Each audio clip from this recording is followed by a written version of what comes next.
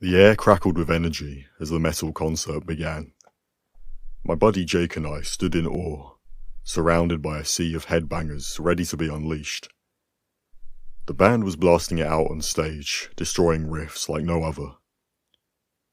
However, about halfway through the performance, the atmosphere completely changed.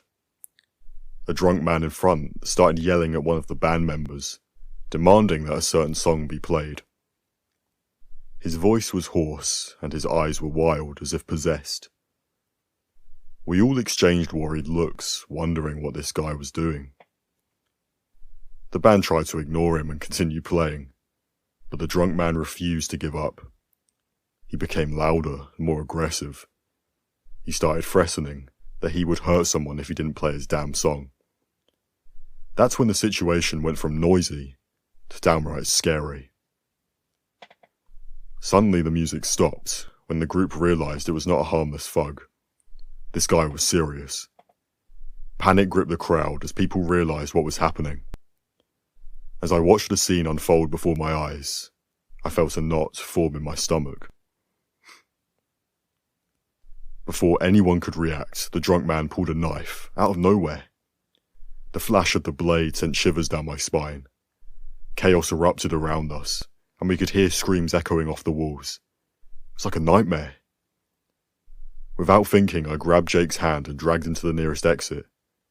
I had to get out of there before things got worse. But as I walked through the crowd of frightened spectators, I couldn't shake the feeling of fear that was eating away at me from within. We'd barely reached the door when we heard a knock behind us. When I turned around, I saw a drunk man lunging at another poor man in the crowd, his knife glinting in the dim light. As I watched in horror, my heart raced and I felt completely helpless.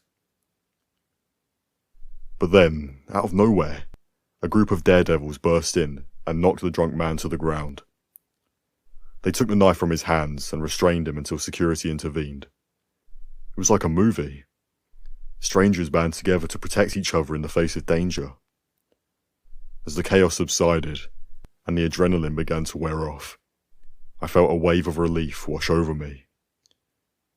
We were safe because of the intelligence and courage of those around us. But the image of that knife glowing in the dark will haunt me for a long time.